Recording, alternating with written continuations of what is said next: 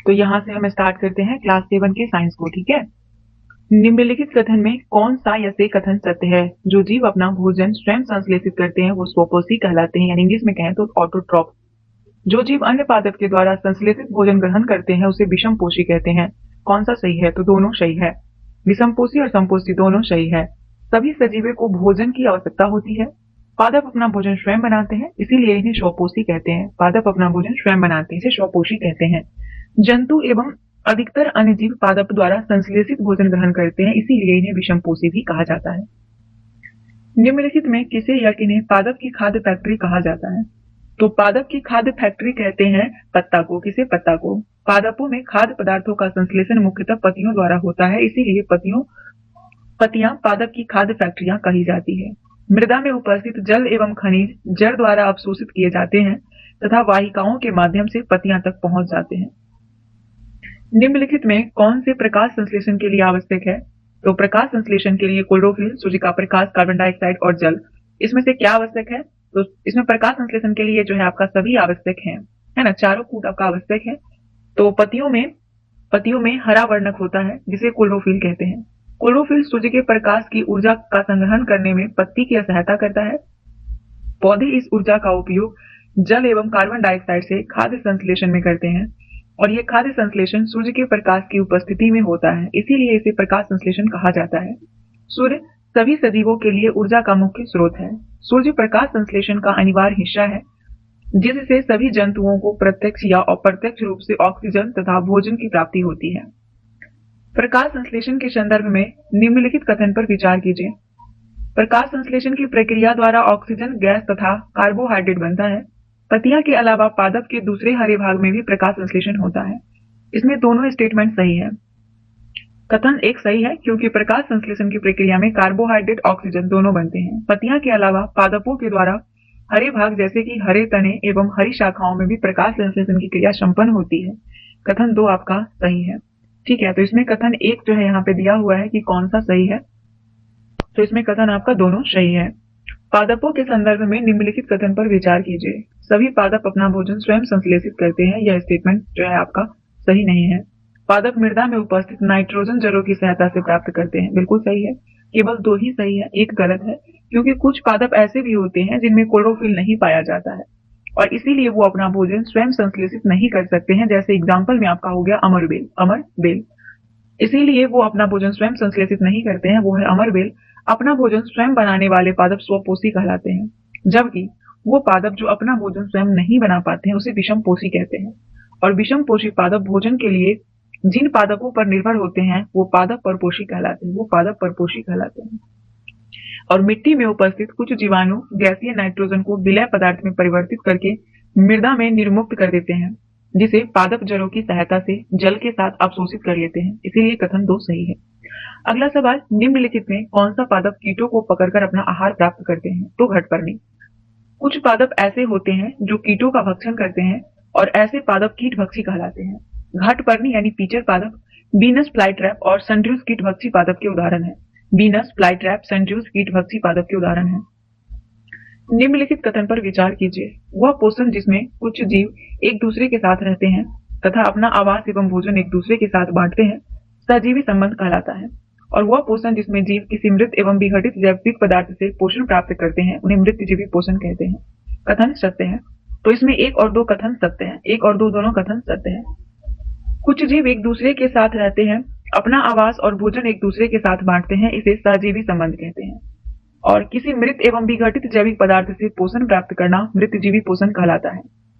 किसी मृत या विघटित जैविक पदार्थ से पोषण प्राप्त करना मृतजीवी पोषण कहलाता है। कवक मृतजीवी पोषण का उदाहरण है। कवकों की पोषण प्रणाली भिन्न प्रकार की होती है।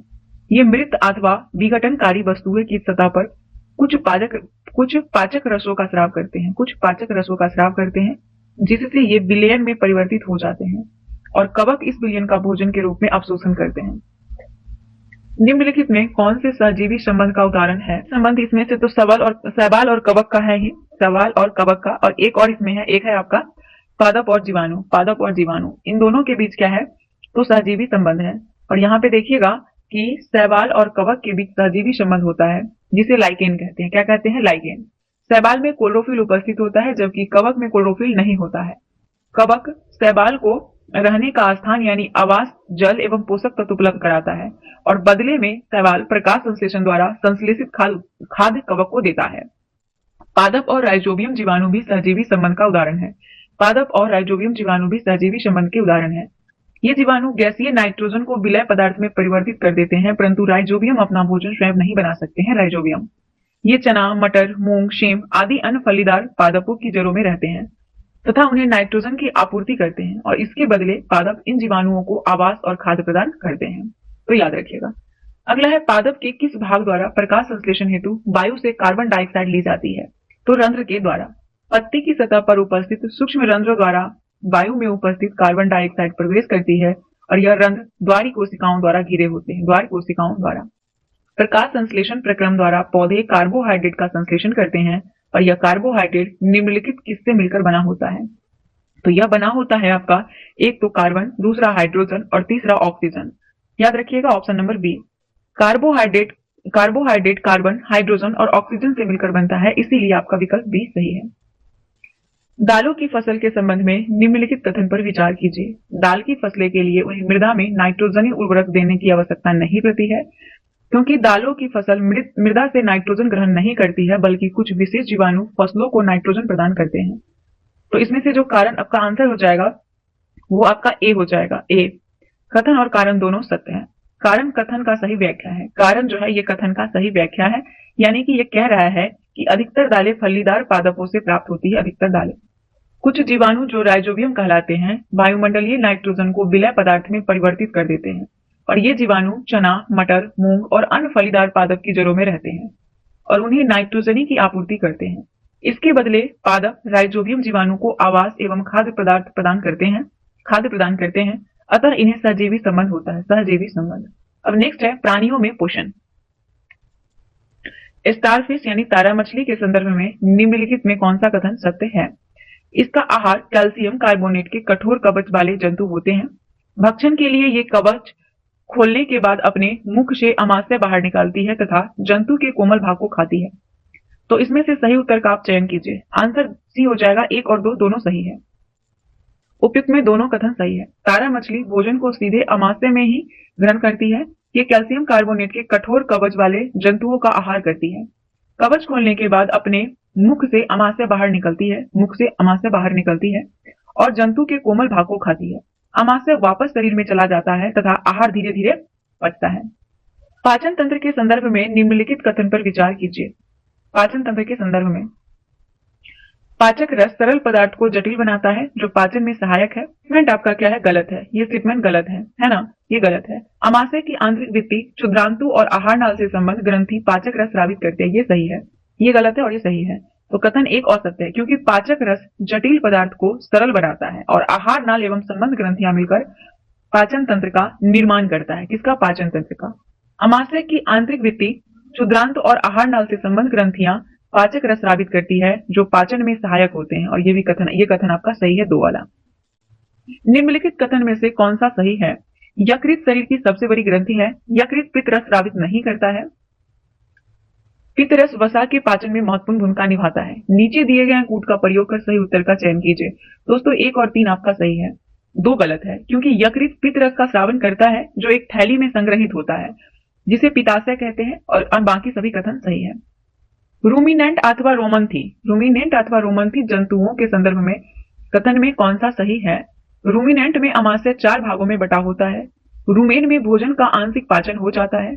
बाद में जंतु इसे छोटे छोटे पिंडकों के रूप में मुख में लाता है और इसे चबाता है। इसे रोमंथन यानी कि जुगाली करना कहते हैं। नीचे दिए गए कूट का सही उत्तर का चयन कीजिए। इसमें तीनों स्टेटमेंट आपका जो है वो सही है। रूमिनेंट में अमाशय 4 भाग में बटा होता है। रूमेन में भोजन का आंशिक पाचन हो जाता है और बाद में जंतु इसे छोटे छोटे पिंडकों के रूप में मुख में लाता है और इसे चबाता है जिसे रोमंथन यानी कि जुगाली करना कहते हैं।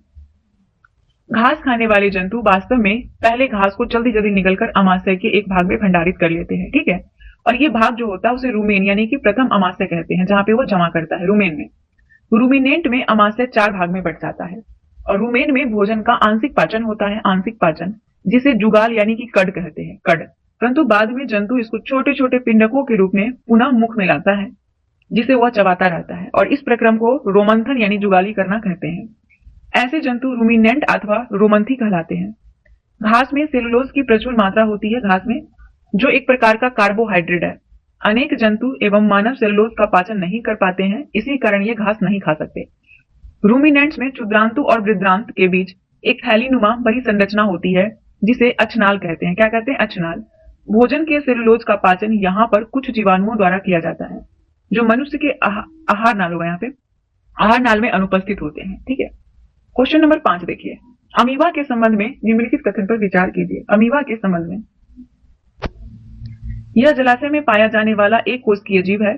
अमीबा अपनी आकृति स्थिति निरंतर बदलता रहता है। अमीबा की कोशिका में एक कोशिका झिल्ली, एक गोल संघनन केंद्र एवं कोशिका द्रव में बुलबुले के समान अनेक धानियां होती है। कौन सा स्टेटमेंट इसमें से सही है? तो इसमें से जो है स्टेटमेंट आपका तीनों सही है। तीनों स्टेटमेंट अमीबा के संबंध में सही हुआ है। देखिए, अमीबा के संबंध में सभी कथन सही है। यह जलाशय में पाया जाने वाला एक कोशिकीय जीव है अमीबा, जो अपनी आकृति एवं स्थिति निरंतर बदलता रहता है। इसकी कोशिका में एक कोशिका झिल्ली, एक गोल संघनन केंद्र, कोशिका द्रव में बुलबुले के समान अनेक धानियां यानी कि वैकल्स उपस्थित होते हैं। ठीक है। आगे है क्वेश्चन नंबर 6। सुमेलित करना है। एक तरफ अंग है और उसकी विशेषता दिया हुआ है, इसे मैच करना है। अमाशय की क्या विशेषता है? तो अमाशय अम्ल का निर्मोचन करता है। अमाशय। छोटी आंत क्या करता है? तो छोटी आंत जो है वो पचे भोजन का रुधिर वाहिकाओं में अवशोषण करता है, छोटी आंत। बड़ी आंत क्या करता है? तो बड़ी आंत जो है वो जल अवशोषण करता है, बड़ी आंत। और यकृत हमारे शरीर की सबसे बड़ी ग्रंथि है, यकृत। आंसर हो जाएगा बी। अमाशय की आंतरिक स्तर यानी सतह को श्लेष्मल कहते हैं। श्लेष्मल यानी कि म्यूकस कहते हैं। यह हाइड्रोक्लोरिक अम्ल पाचक रस स्रावित करता है। श्लेष्मल अमाशय के आंतरिक स्तर को सुरक्षा प्रदान करता है। कौन? श्लेष्मल अम्ल अनेक ऐसे जीवाणुओं को नष्ट करता है जो भोजन के साथ वहां तक जाते हैं। साथ ही यह माध्यम को अम्लीय बनाता है, माध्यम को, जिससे पाचक रसों को क्रिया करने में सहायता मिलती है। पाचक रस, जिसको जठर रस बोलते हैं, प्रोटीन को सरल पदार्थ में विघटित कर देता है और पचा हुआ भोजन अवशोषित होकर क्षुद्रांत की भित्ति में स्थिर रुधिर वाहिका में चला जाता है, और इस प्रक्रम को अवशोषण कहते हैं। क्या कहते हैं? अवशोषण। जल एवं कुछ लवण बड़ी आंत में अवशोषित होते हैं। यकृत शरीर की सबसे बड़ी ग्रंथि है, यकृत। यह पित्त रस का स्रावन करती है और पित्त रस वसा के पाचन में महत्वपूर्ण भूमिका निभाता है। निम्नलिखित कथन पर विचार कीजिए। कार्बोहाइड्रेट, प्रोटीन, वसा महत्वपूर्ण खाद्य संगठक है। यह स्टेटमेंट आपका सही है। कार्बोहाइड्रेट, प्रोटीन, वसा महत्वपूर्ण खाद्य संगठक है। इनका पाचक जंतुओं के शरीर में इसी रूप में होता है, ये गलत है। कार्बोहाइड्रेट, प्रोटीन, वसा, विटामिन आदि हमारे भोजन के महत्वपूर्ण संगठक हैं, परंतु इनका पाचन हमारे शरीर के इस रूप में न होकर इनके छोटे छोटे अवयव के रूप में होता है। जैसे कि कार्बोहाइड्रेट्स का पाचन ग्लूकोज के रूप में होता है, वसा का पाचन अम्ल या ग्लिसरॉल के रूप में होता है, प्रोटीन का पाचन एमिनो अम्ल के रूप में होता है। पाचन क्रिया के संदर्भ में निम्नलिखित कथन पर विचार करें। कार्बोहाइड्रेट सरल संकरा जैसे ग्लूकोज में परिवर्तित हो जाता है, यह स्टेटमेंट आपका सही है। वसा अम्ल एवं ग्लिसरॉल में परिवर्तित हो जाता है, प्रोटीन अमीनो अम्ल में परिवर्तित हो जाता है। ये सभी स्टेटमेंट आपका पाचन क्रिया के बारे में सही है। और आपका अभी यहाँ पे इसका डिफिनेशन भी देखे थे। तो छोटी आंत में पाचन का एक महत्वपूर्ण चरण है, और ये यकृत एवं अग्नाशय से स्राव प्राप्त करती है, और इसके अतिरिक्त उनके भित्ति से भी कुछ रस स्रावित होते हैं। अग्नाशय से अग्निशायिक रस निकलता है, जो कार्बोहाइड्रेट एवं प्रोटीन पर क्रिया करता है और इनको सरल रूप में परिवर्तित कर देता है। आंशिक रूप से बचा भोजन छोटी आंत के निचले भाग में पहुंच जाता है, जहां आंत्र रस पाचन क्रिया को पूर्ण करता है। इस प्रक्रिया में कार्बोहाइड्रेट सरल संकरा जैसे ग्लूकोज में, वसा अम्ल तथा ग्लिसरॉल में तथा प्रोटीन अमीनो अम्ल में परिवर्तित हो जाता है। वसा अम्ल तथा ग्लिसरॉल में तथा प्रोटीन अमीनो अम्ल में परिवर्तित हो जाता है। चैप्टर 3 रेशों से वस्त्र तक। देखिए, निम्नलिखित कथन पर विचार करें। जंतुओं से प्राप्त किए जाने वाले रेशे जांतव रेशे कहलाते हैं। रेशम के रेशे रेशम कीट के कोष से प्राप्त होते हैं। भेड़, बकरी, याक ऊन देने वाले जंतु हैं। इसमें से आपका तीनों स्टेटमेंट जो है वो बिल्कुल सही है। उपयुक्त में सभी कथन सही है। जंतुओं से प्राप्त किए जाने वाले रेशे जांतव रेशे कहलाते हैं। इनमें से रेशम के फाइबर रेशे रेशम कीट के कोकून यानी कोष से प्राप्त होते हैं, कोकून से, और ऊन के रेशे भेड़, बकरी और याक के बालों से प्राप्त होते हैं। निम्नलिखित कथन में कौन सा या से सही है? अंगोरा ऊन को अंगोरा नस्ल की बकरियां से प्राप्त किया जाता है। अंगोरा नस्ल की बकरियां कश्मीर के पहाड़ी क्षेत्रों में पाई जाती है। पश्मीना शॉल अंगोरा नस्ल की बकरियों की त्वचा पर उपस्थित मुलायम बालों से बनाई जाती है। नीचे दिए गए कूट का प्रयोग कर सही उत्तर को चुनिए। तो इसमें से आपका स्टेटमेंट जो है वो दोस्तों 1 और 2 सही है। 1 और 2 इसमें सही है। देखिए यहाँ पे दिया है, 3 गलत है। क्योंकि कश्मीर की मशहूर पश्मीना शॉल कश्मीरी बकरियां की त्वचा पर उपस्थित मुलायम बालू फर से बनाई जाती है और अंगोरा ऊन को अंगोरा नस्ल की बकरियां से प्राप्त किया जाता है जो जम्मू कश्मीर की पहाड़ी क्षेत्रों में पाई जाती है। तो 1 और 2 सही है। रेशम के संदर्भ में निम्नलिखित कथन पर विचार कीजिए। रेशम कीट पालन को सेरीकल्चर कहा जाता है। रेशम फाइबर यानी रेशे प्रोटीन से बने होते हैं। रेशम रेशम के रेशे रेशम कीटों से प्राप्त किए जाते हैं। तो इसमें सही है 1, 2, 3 तीनों कथन सही है। रेशम कीट पालन को सेरीकल्चर कहा जाता है। रेशम कीट पालन को रेशम फाइबर यानी प्रोटीन से बने होते हैं। तो कथन 1, 2 सही है। रेशम कीट रेशम के रेशों का एक आवरण कोकून बनाते हैं और कोकूनों से रेशम को पृथक करके उनका संसाधन किया जाता है, फिर धागा बनाया जाता है। भारत में रेशम उत्पादन से संबंधित विभिन्न प्रकार के उद्योग में महिलाओं की भूमिका महत्वपूर्ण है। रेशम कीट पालन कोकून यानी कोश से रेशम को निकालने और कच्चे रेशों से वस्त्र निर्माण आदि कार्य का अधिकतर महिलाओं द्वारा किया जाता है। रेशम उत्पादन में भारत विश्व में अग्रणी राज्यों में से एक है। रेशम उत्पादन में रेशम के संदर्भ में निम्नलिखित कथन में कौन से सही है? इसका मृदु रेशा यानी सूत्र स्टील के तार जितना मजबूत होता है, यह स्टेटमेंट सही है। टसर, मूंगा, कोसा रेशम की किस्में हैं, यह भी सही है। स्टेटमेंट सी दोनों सही है रेशम के बारे में। देखिए रेशम जो होता है, रेशम की मृदु रेशा स्टील के तार कितना मजबूत होता है और रेशम कीट अनेक किस्म के होते हैं जो एक दूसरे से काफी अलग दिखाई देते हैं और उनसे प्राप्त होने वाला रेशम का धागा गठन अर्थात रुक्षता, चिकनाहट, चमक आदि में भिन्न होता है। अतः टसर रेशम, मूंगा रेशम, कोसा रेशम, अन्य प्रकार के रेशम विभिन्न किस्म के रेशम कीटों द्वारा काटे गए कोकूनों से प्राप्त किए जाते हैं। कोकूनों से सबसे सामान्य रेशम कीट शहतूत रेशम के कीट है, शहतूत का।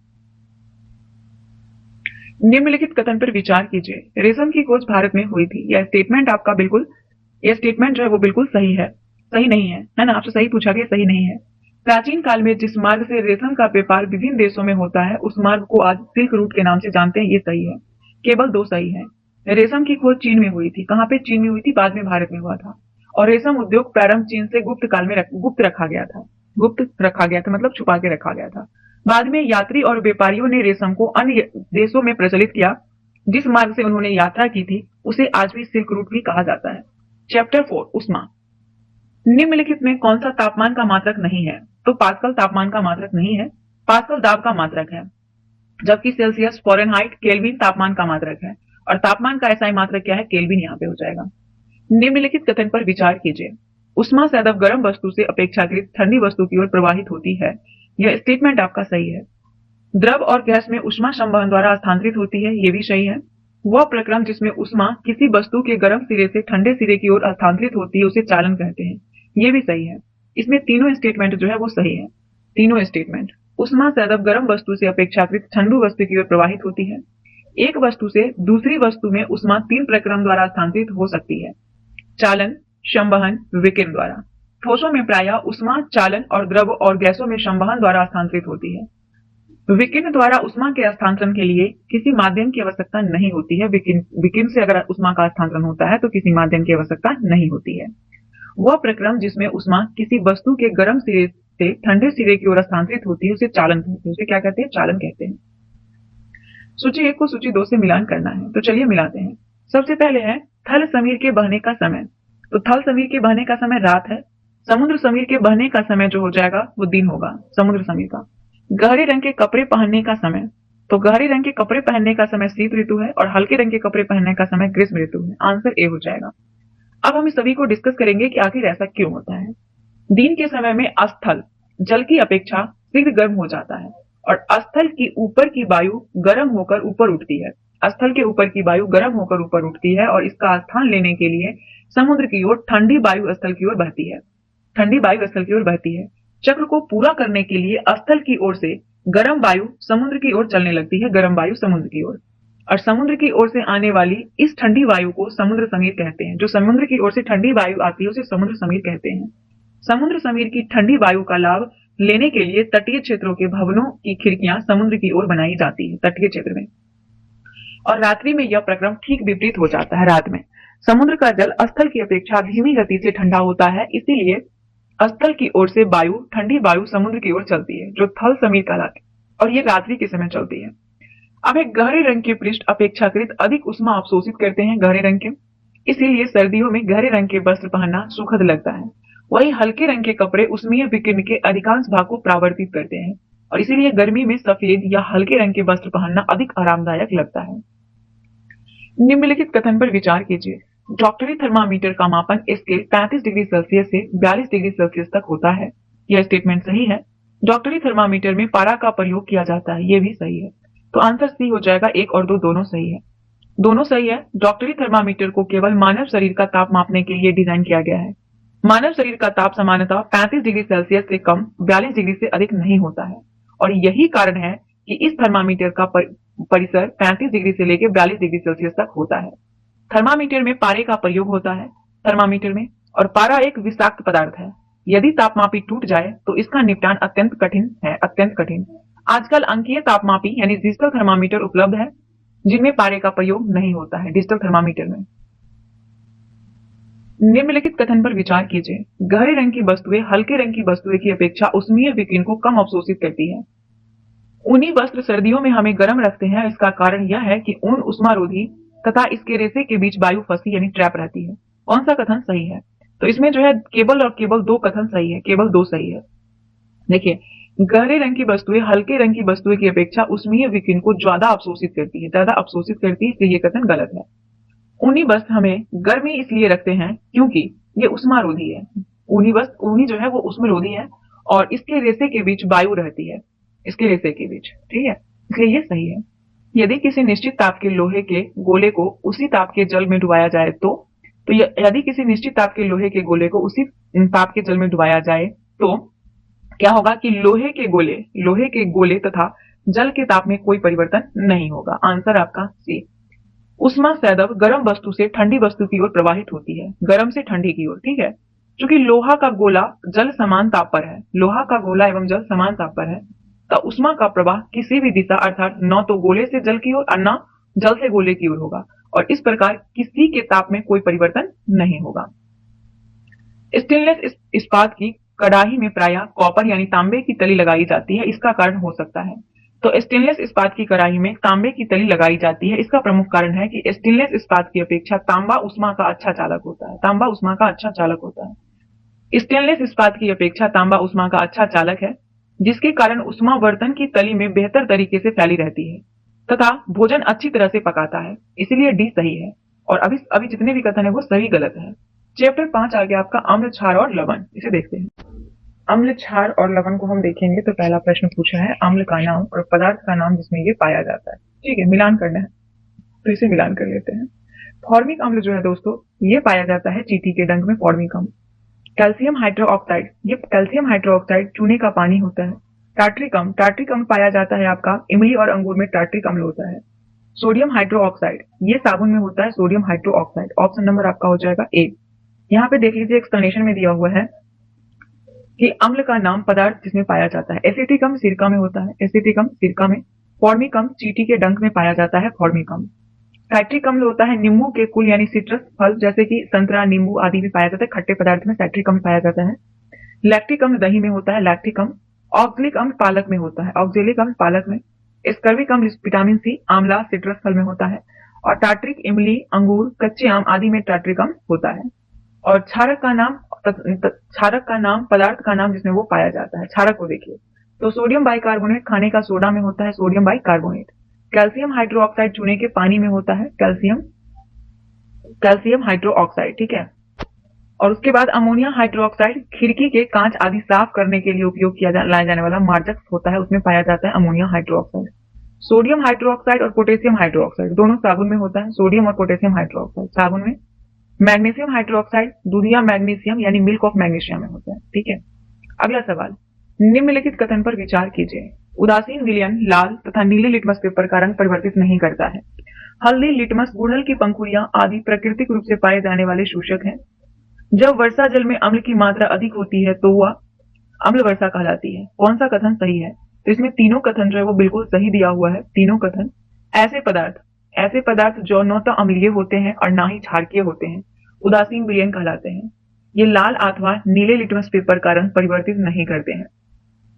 कोई पदार्थ अम्लीय है अथवा क्षारीय, इसका परीक्षण करने के लिए विशेष प्रकार के पदार्थ का उपयोग किया जाता है और ये पदार्थ सूचक कहलाते हैं। जिसका प्रयोग करते हैं उसे पदार्थ सूचक कहते हैं, लेकिन प्राकृतिक रूप से जो पाए जाते सूचक है वो है हल्दी, लिटमस, गुड़हल की पंखुड़ियां आदि प्राकृतिक रूप से पाए जाने वाले सूचक हैं। और जब वर्षा जल में अम्ल की मात्रा अधिक होती है तो उसे अम्ल वर्षा कहते हैं।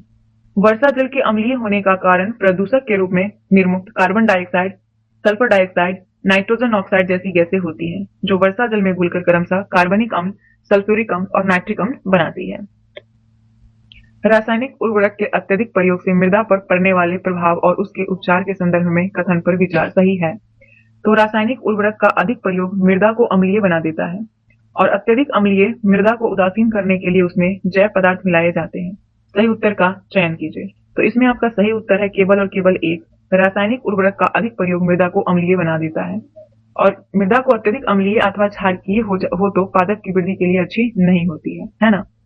अत्यधिक अम्लीय मृदा के उपचार के लिए बिना बुझा हुआ चूना यानी कैल्शियम ऑक्साइड अथवा बुझा हुआ चूना कैल्शियम हाइड्रोक्साइड उपयोग में लाया जाता है अत्यधिक अम्लीय मृदा के उपचार के लिए, जबकि जैव पदार्थ का उपयोग मृदा की क्षारीयता को कम करने के लिए किया जाता है। जैव पदार्थ का उपयोग, जैव पदार्थ मृदा में अम्ल निर्मुक्त करते हैं जो उसकी क्षारीय प्रकृति को उदासीन कर देता है, इसलिए दो गलत है।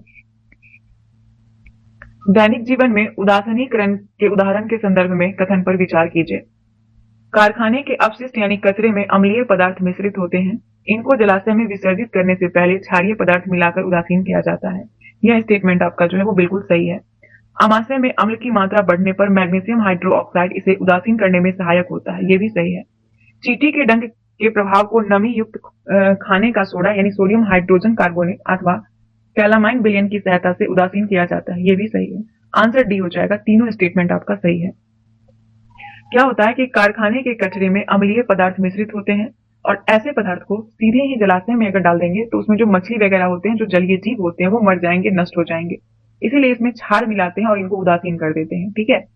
अमाशय में हाइड्रोक्लोरिक अम्ल पाया जाता है अमाशय में, जो भोजन के पाचन में सहायक होता है, परंतु इसकी अधिकता से अपाचन हो जाता है और इस स्थिति से मुक्ति पाने के लिए मैग्नीशियम जैसा कोई प्रति अम्ल लेते हैं, जिसमें मैग्नीशियम हाइड्रोक्साइड होते हैं, जो अत्यधिक अम्ल के प्रभाव को उदासीन कर देते हैं।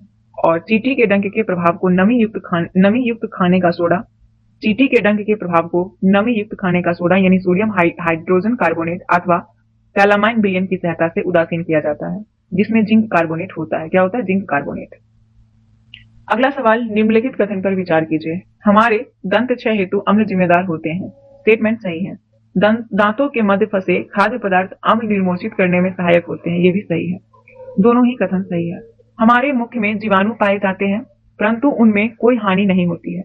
फिर भी खाने के पश्चात हम दांत मुख को साफ न करें तो मुख में अनेक हानिकारक जीवाणु वास करके वृद्धि करने लगते हैं और ये जीवाणु दांतों के बीच फंसे भोजन की संकरा का विघटन कर अम्ल निर्मोचित करते हैं अम्ल, और ये अम्ल धीरे धीरे दांतों की क्षति पहुंचाते हैं। चॉकलेट, ठंडे पेय तथा चीनी मुक्त मिठाइयां और अन्य पदार्थ की दंत क्षय हेतु उत्तरदायी होते हैं। दांतों की अम्लीयता को दूर करने हेतु टूथपेस्ट में नमक यानी क्षार का प्रयोग किया जाता है। चैप्टर 6, भौतिक एवं रासायनिक परिवर्तन। भौतिक और रासायनिक परिवर्तन के संदर्भ में निम्नलिखित कथन में कौन सा सही है? सभी भौतिक परिवर्तन अनुत्क्रमणीय जबकि रासायनिक परिवर्तन उत्क्रमणीय होते हैं। स्टेटमेंट आपका जो है वो सही नहीं है। रासायनिक परिवर्तन में एक या एक से अधिक नए पदार्थ बनते हैं। केवल और केवल यही स्टेटमेंट आपका सही है, सही उत्तर ही चुनना है। ऐसा परिवर्तन जिनका विपरीत दिशा में परिवर्तन संभव हो वह उत्क्रमणीय परिवर्तन कहलाता है और भौतिक परिवर्तन समानता उत्क्रमणीय होता है। भौतिक परिवर्तन समानता उत्क्रमणीय होता है। ठीक है, यहाँ पे लिखा हुआ है अनुत्क्रमणीय, इसलिए ये गलत है, उत्क्रमणीय होता है। और रासायनिक, जैसे कि यहाँ पे एग्जाम्पल में देख लीजिए, भौतिक परिवर्तन में कोई नया पदार्थ नहीं बनता है, बस उसकी अवस्था बदल जाती है, अर्थात इसको पूर्व अवस्था में लाया जा सकता है। जैसे पानी का बर्फ बनना, बर्फ गर्म करने पर पुनः पानी में बदल जाता है। उसी तरीके से रासायनिक परिवर्तन अनुत्क्रमणीय होता है। रासायनिक परिवर्तन, इसका विपरीत दिशा में परिवर्तन संभव नहीं है। सभी नए पदार्थ रासायनिक पदार्थ के परिणाम स्वरूप ही बनते हैं। कथन एक गलत है। रासायनिक परिवर्तन में एक या एक से अधिक नए पदार्थ बनते हैं रासायनिक परिवर्तन में, और इस दौरान ध्वनि का उत्पन्न होना, उष्मा, प्रकाश अथवा किसी अन्य प्रकार के विकिरण का निर्मुक्त अथवा अवशोषित होना, किसी गंध का वर्णा या उसमें परिवर्तन होना भी हो सकता है। इसलिए दो कथन सही है। निम्नलिखित में कौन सा भौतिक परिवर्तन का उदाहरण है? तो भौतिक परिवर्तन, कागज का फाड़ना भौतिक परिवर्तन है। रंग में परिवर्तन नहीं होगा। हाइड्रोजन और ऑक्सीजन का मिलकर जल बनाना गलत है। कागज का जलना गलत है। तो इसमें भौतिक परिवर्तन केवल और केवल कागज का फाड़ना है। निश्चित रूप से कागज को फाड़कर पुनः उसको जोड़ा नहीं जा सकता है, लेकिन इसके टुकड़े के गुणों में कोई परिवर्तन नहीं हुआ है, अतः भौतिक परिवर्तन का उदाहरण है और अन्य सभी रासायनिक परिवर्तन है। निम्नलिखित कथन पर विचार कीजिए। ओजोन का विघटन एक रासायनिक परिवर्तन है। ओजोन पराबैंगनी विकिरणों को अवशोषित कर लेती है। कौन सा कथन सही है? तो इसमें आपका कथन दोनों सही है, दोनों। हमारे वायुमंडल में ओजोन की एक परत पाई जाती है, ठीक है, ओजोन की एक परत, और ये हमें सूर्य के प्रकाश में उपस्थित हानिकारक पराबैंगनी विकिरणों से बचाती है। ओजोन पराबैंगनी विकिरणों को अवशोषित कर लेती है और ऑक्सीजन के परिणित हो जाती है। यदि ओजोन द्वारा पराबैंगनी विकिरणों को अवशोषित नहीं होती है तो वह पृथ्वी की सतह पर पहुंच के हमें अन्य जीवों को हानि पहुंचाती है, और ओजोन का उपयोग जल को रोगाणु रहित करने में भी होता है। अगला सवाल निम्नलिखित पर विचार कीजिए। लोहे में जंग लगना एक रासायनिक परिवर्तन है। लवण जल जंग लगने की दर को बढ़ा देता है। दोनों स्टेटमेंट सही है, दोनों सही है। लोहे में जंग लगना एक रासायनिक परिवर्तन है। लवण जल की उपस्थिति इस प्रक्रिया को तीव्र करती है और लोहे को जंग से बचाने हेतु जस्ता यानी जिंक की परत चढ़ाई जाती है, जिसे यसद लेपन यानी कि गैल्वेनाइजेशन कहते हैं। और स्टेनलेस स्टील में लोहे में कार्बन और क्रोमियम, निकेल, मैग्नीज जैसे धातुओं को मिलाकर बनाया जाता है। इसमें जंग नहीं लगता है स्टेनलेस स्टील में। रसोई गैस के सिलेंडर में गैस द्रव के रूप में रहती है, ठीक है। सिलेंडर से बाहर आते ही यह गैस परिवर्तित हो जाती है। परिवर्तन ए। फिर भी यही गैस बर्नर पर जलती है। परिवर्तन बी। निम्नलिखित कथन इस परिवर्तन से संबंधित सही कथन का चयन कीजिए। कथन प्रक्रम बी एक रासायनिक परिवर्तन है। बी एक रासायनिक परिवर्तन है, यही गैस बर्नर पर जलती है। सिलेंडर में द्रव के रूप में मौजूद गैस के बाहर आते ही गैस में परिवर्तन होना भौतिकी परिवर्तन है, ठीक है। जब बाहर आता है उसमें परिवर्तन होता है तो वो भौतिकी परिवर्तन है, क्योंकि इस प्रक्रिया में गैस के रासायनिक संरचना में कोई परिवर्तन नहीं हुआ है, जबकि गैस जलने के दौरान इसके ऊष्मा, प्रकाश और अन्य उत्पाद बनते हैं, अतः यह एक रासायनिक परिवर्तन है। चैप्टर 7 मौसम, जलवायु तथा जलवायु के अनुरूप जंतुओं द्वारा अनुकूलन। मौसम और जलवायु के संदर्भ में कथन पर विचार कीजिए। किसी स्थान पर तापमान, आर्द्रता, वर्षा, वायु वेग आदि के संदर्भ में वायुमंडल की प्रतिदिन की परिस्थिति उस स्थान मौसम कहलाती है। मौसम कहलाती है। किसी स्थान के मौसम की लंबी अवधि में एकत्रित आंकड़ा के आधार पर बना मौसम का पैटर्न उस स्थान की जलवायु कहलाता है। उपयुक्त कथनों में से कौन सा कथन सही है? तो इसमें से एक और दो दोनों स्टेटमेंट जो है वो बिल्कुल सही दिया हुआ है। देखिए, किसी स्थान का मौसम दिन प्रतिदिन सप्ताह दर सप्ताह परिवर्तित होते रहता है, ठीक है। तापमान, आर्द्रता, वर्षा मौसम के घटक हैं, सभी मौसम के घटक हैं। जबकि किसी स्थान के मौसम की लंबी अवधि में एकत्रित आंकड़ों के आधार पर बना मौसम का पैटर्न उस स्थान की जलवायु कहलाता है। उस स्थान की जलवायु कहलाता है। यदि किसी स्थान पर तापमान अधिकांश समय उच्च रहता है, किसी भी स्थान का तापमान अधिकांश समय उच्च रहता है, तो यह कहा जा सकता है कि उस स्थान की जलवायु क्या है? गर्म है। भारत में मौसम की रिपोर्ट भारत मौसम विज्ञान विभाग द्वारा तैयार की जाती है। ध्रुवीय क्षेत्रों के संदर्भ में निम्नलिखित कथन पर विचार कीजिए। क्या है कि ये 6 महीने के दिन और 6 महीने की रात होती है। ये क्षेत्र ज्यादा बर्फ से ढके रहते हैं तथा सर्दियों में तापमान -37 डिग्री सेल्सियस तक हो जाता है। दोनों सही है। यहाँ ध्रुवीय भालू, पेंगुइन, रेंडियर पाए जाते हैं, ये भी सही है। अनेक प्रक्रम के पक्षी सर्दियों के आते ही यहाँ से अपेक्षाकृत गर्म स्थानों पर प्रवास के लिए चले जाते हैं, ये भी सही है।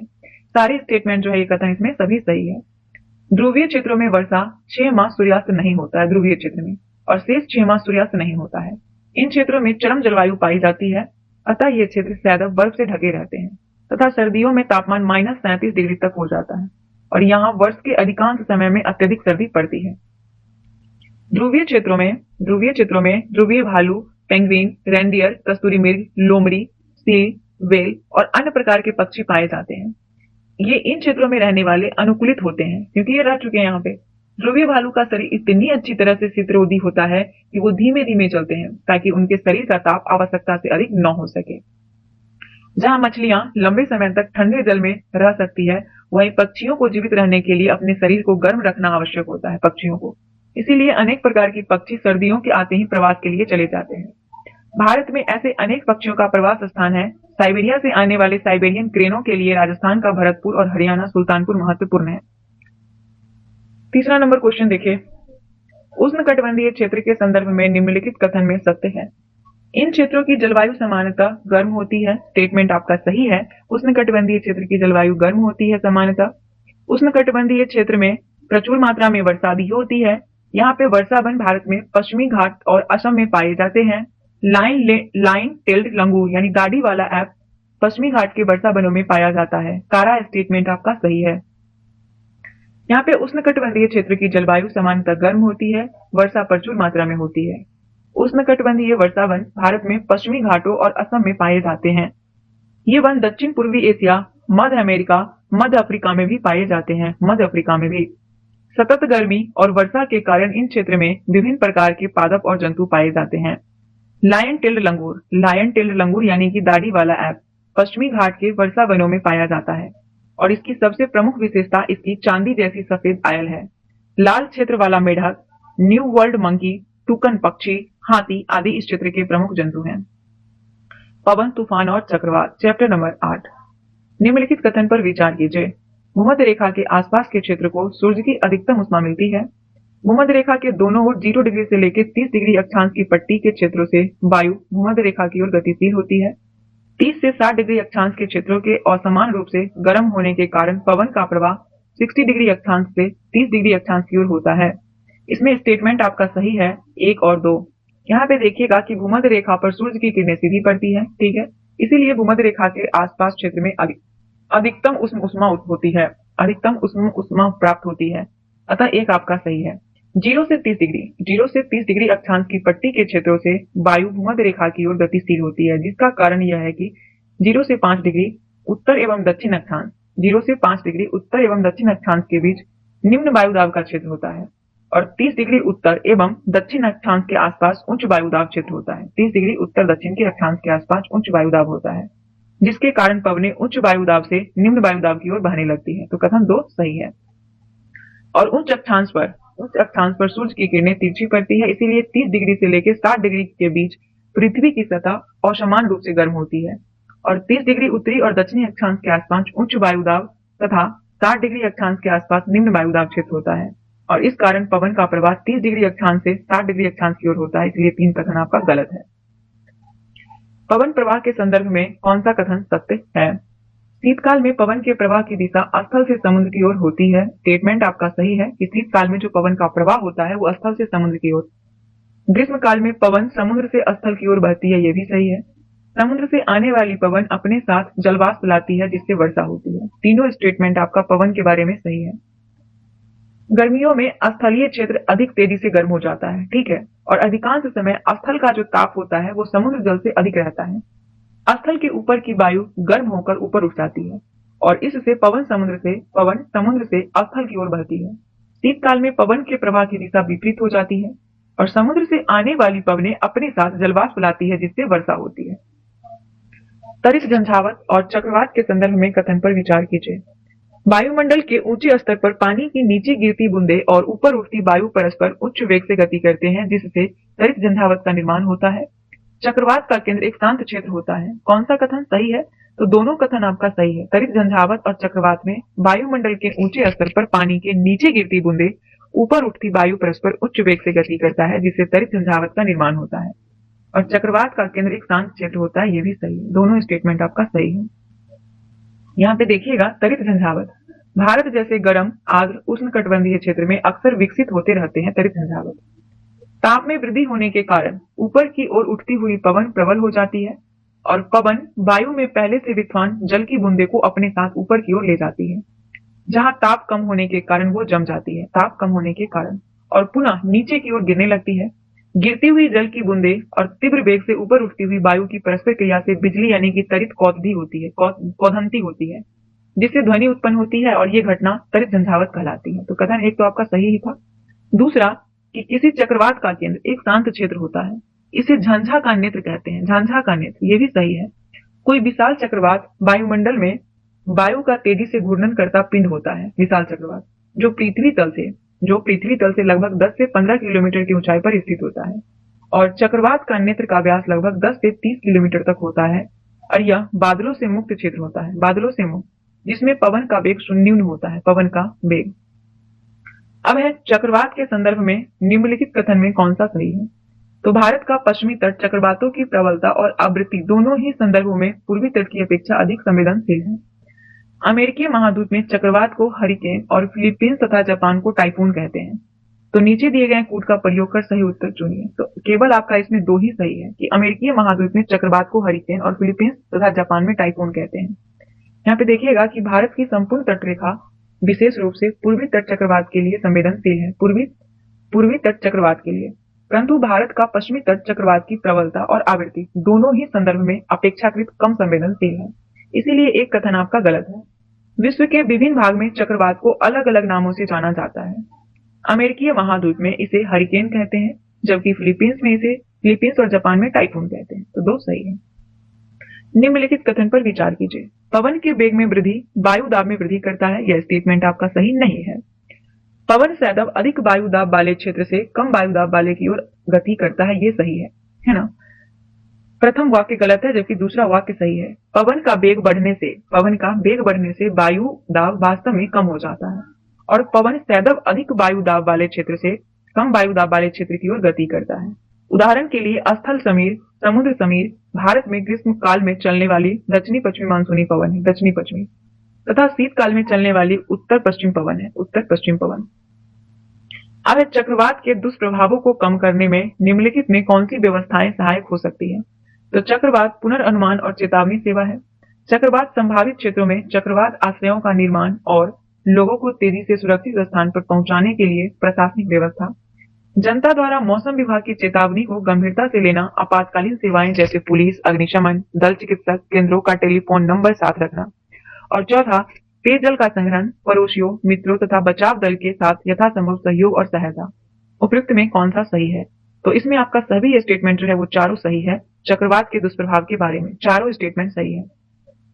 यहाँ देखिएगा कि उन्नत प्रौद्योगिकी की सहायता से आज चक्रवात चेतावनी सेवा बहुत तीव्र हो गई है और 48 घंटे पहले ही चक्रवात सतर्कता और चक्रवात सूचना जारी की जाती है। 48 घंटे पहले चक्रवात चेतावनी भी कम से कम 24 घंटे पहले जारी कर दी जाती है। नेक्स्ट चैप्टर है 9वां आपका मृदा यानी मिट्टी। चलिए इसे देखते हैं। सूची 1 को सूची 2 से यहाँ पे मिलान करना है। मृदा की परतें और उनकी विशिष्टताएं को हम देखेंगे सबसे पहले। चलिए इसे मिलान कर लेते हैं। शीर्ष मृदा इसको अगर हम मिलाएंगे तो शीर्ष मृदा आपका हो जाएगा, यह परत मृदु, सरंध्र और अधिक जल को धारण करने वाली होती है, जिसको बोलते हैं सशस्त्र स्थिति। क्या बोलते हैं? सशस्त्र स्थिति। मध्य परत अथवा सशस्त्र स्थिति, मध्य परत अथवा सशस्त्र स्थिति ये आपका हो जाएगा, यह दरार और विद्रोह युक्त सैलों के छोटे ढेलों की बनी होती है। तीसरी परत सशस्त्र स्थिति, इस परत में शीर्ष मृदा से ह्यूमस कम, बहुत खनिज अधिक, इस परत में शीर्ष मृदा से ह्यूमस कम परंतु खनिज अधिक होती है। आधार सेल, यह कठोर होती है और इसे फव्वारे से खोदना कठिन होता है। तो सामने सामने ही सही है, आपका आंसर डी हो जाएगा। पवन जल जलवायु की क्रिया से सैलों के टूटने से मृदा का निर्माण होता है। पवन जल जलवायु की क्रिया से सैल के टूटने से मृदा का निर्माण होता है और यह प्रक्रम अवक्षय कहलाता है। अवक्षय मृदा में विभिन्न परतें होती हैं। प्रत्येक परत स्पर्श, रंग, गहराई, रासायनिक संगठन में भिन्न होती है। ऊपरी परत को शीर्ष मृदा अथवा सशस्त्र स्थिति कहते हैं। यह परत मृदु, सरंध्र और अधिक जल को धारण करने वाली होती है, अधिक जल को। इसमें ह्यूमस यानी कि मृदा में उपस्थित सड़े गले जैव पदार्थ की अधिकता होती है, जिस कारण इसका रंग गहरा होता है। शीर्ष मृदा से नीचे की परत में ह्यूमस कम होता है लेकिन खनिज अधिक होते हैं और ये परत सामान्यतः अधिक कठोर और अधिक सहत यानी घनी होती है। सशस्त्र स्थिति बी होता है, मध्य परत कहलाती है इसे। और तीसरी परत सी सशस्त्र स्थिति कहलाती है, जो दरारों और विद्रोह सेलों के छोटे छोटे ढेलों से बनी होती है। और तीसरी परत के नीचे आधार सेल होती है, जो कठोर होते हैं और इसे फावरे से खोदना कठिन होता है। ठीक है, आगे देखिए। निम्नलिखित कथन पर विचार कीजिए। पादप के उगने के लिए सबसे अच्छे शीर्ष मृदा दोमट मृदा है और दोमट मृदा बालू, चिकनी मिट्टी और गाद का मिश्रण है। गाद कणों का अमाप यानी साइज बालू और चिकनी मिट्टी के कणों के अमाप के बीच होता है। बलुई मिट्टी गेहूं, चना, धान उगाने के लिए उपयुक्त है। कौन सा कथन सही है? तो इसमें आपका 1, 2, 3 तीनों कथन जो है वो सही है। देखिए, पादप के उगने के लिए सबसे शीर्ष मृदा दोमट मृदा है और ये दोमट मृदा बालू, चिकनी मिट्टी और गाद का मिश्रण है। गाद कणों का साइज और बालू और चिकनी मिट्टी के कणों के अमाप के बीच होता है गाद, इसलिए आपका 1, 2, 3 जो है वो सही है। दोमट मृदा में भी ह्यूमस होता है, दोमट मृदा में, और इस प्रकार की मृदा में पादप के लिए उच्च जल धारण क्षमता भी होती है। चिकनी मिट्टी की अगर हम बात करें, चिकनी मिट्टी को ही मृत्तिका भी बोलते हैं और दोमट मिट्टी गेहूं, चना, धान उगाने के लिए उपयुक्त है। जबकि कपास को बलुई दोमट मृदा में उगाया जाता है, इसलिए ये गलत है।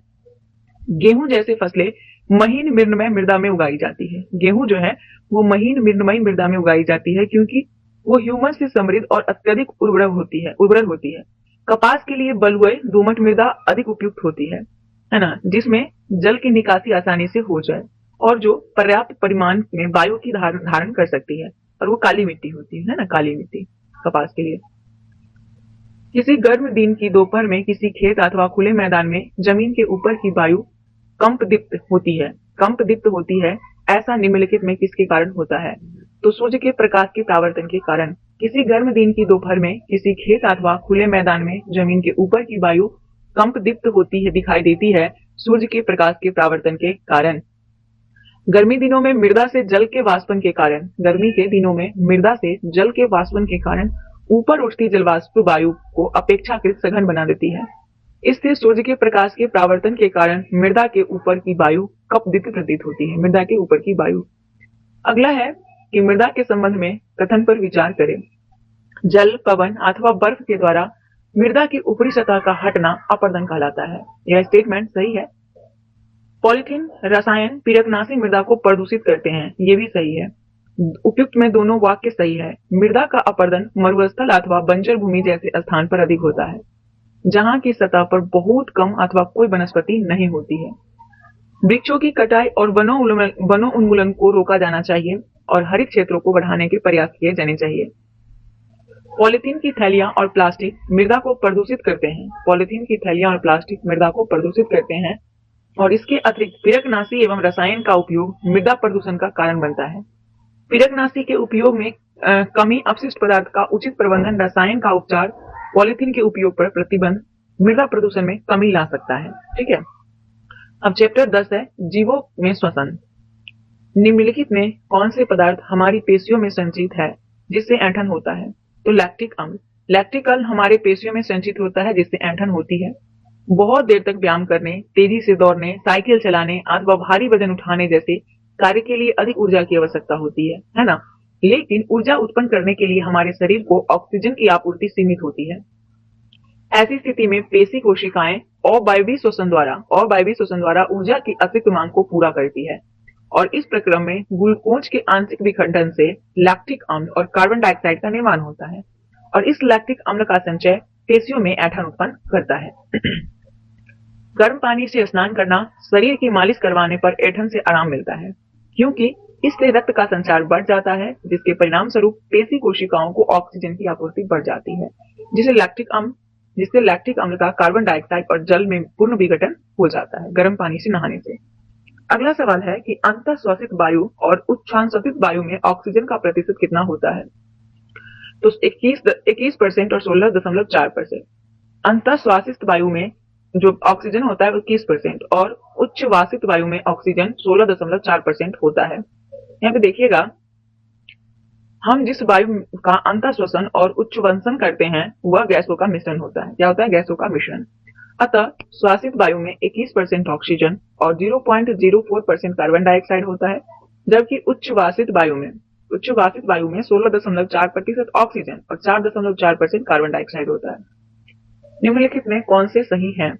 भोजन में संचित ऊर्जा श्वसन के समय निर्मुक्त होती है। यह स्टेटमेंट आपका जो है बिल्कुल सही है। कोशिका के अंदर ऑक्सीजन का उपयोग करके ग्लूकोज कार्बन डाइऑक्साइड और जल में विघटित हो जाता है, ये भी सही है। ऑक्सीजन की अनुपस्थिति में भोजन विखंडन को वायवीय श्वसन कहा जाता है, ये गलत है। आपका 1 और 2 इसमें जो है वो बिल्कुल सही है।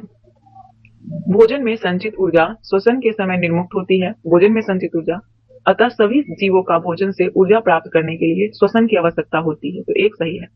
कोशिका के अंदर भोजन यानी कि ग्लूकोज ऑक्सीजन का उपयोग करके कार्बन डाइऑक्साइड और जल में विघटित होता है, इसलिए यह भी सही है। कोशिका में भोजन विखंडन के प्रक्रम में ऊर्जा मुक्त होती है और ये प्रक्रम कोशिकीय श्वसन कहलाता है, सेलुलर रेस्पिरेशन कहलाता है।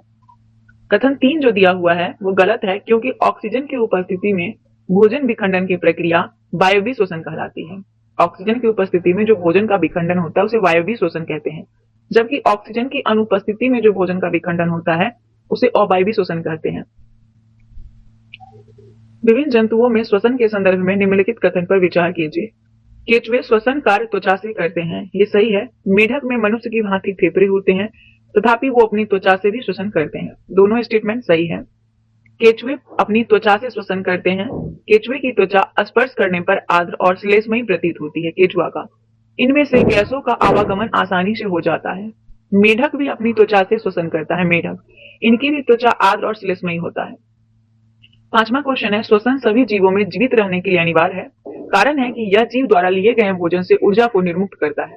तो इसमें जो दिया हुआ है कथन व कारण दोनों सही है। कारण कथन का सही व्याख्या भी है ना। आंसर ए हो जाएगा। हम अंतः श्वसन द्वारा जो वायु शरीर के अंदर लेते हैं उसमें उपस्थित ऑक्सीजन का उपयोग ग्लूकोज को कार्बन डाइऑक्साइड और जल में विखंडन के लिए किया जाता है और इस प्रक्रिया में क्या होता है, ऊर्जा निर्मुक्त होता है। छठा नंबर आपको मैच करना है कॉलम ए को कॉलम बी से। तो ईस्ट किस में होता है? ईस्ट जो है वो अल्कोहल में हो जाएगा। डायफ्राम यानी कि मध्यपट, मध्यपट आपका हो जाएगा वक्ष गुहा। तिलचट्टा, तिलचट्टा की बात करें तो ये श्वास रंध्र, पतियां जो है पतियां रंध्र द्वारा और मछली क्लोम द्वारा, मछली क्लोम द्वारा। तो आंसर आपका कौन सा सही हो जाएगा? इसमें बी सही हो जाएगा। 2 3 5 4 1, आंसर 2 हो जाएगा। देखिए ईस्ट एक कोशिक जीव है। ईस्ट क्या है? एक कोशिक जीव है। यह अवायवीय रूप से श्वसन करता है और इस प्रक्रिया के समय अल्कोहल निर्मित होता है। क्या निर्मित होता है? अल्कोहल। अतः इनका उपयोग शराब यानी कि वाइन और बियर बनाने के लिए किया जाता है। ईस्ट का उपयोग श्वसन के समय वायु नसा गुहा श्वास नली से होकर हमारे फेफड़े यानी फुफ्फुस में जाती है और फेफड़े वृक्ष गुहा में स्थित होते हैं।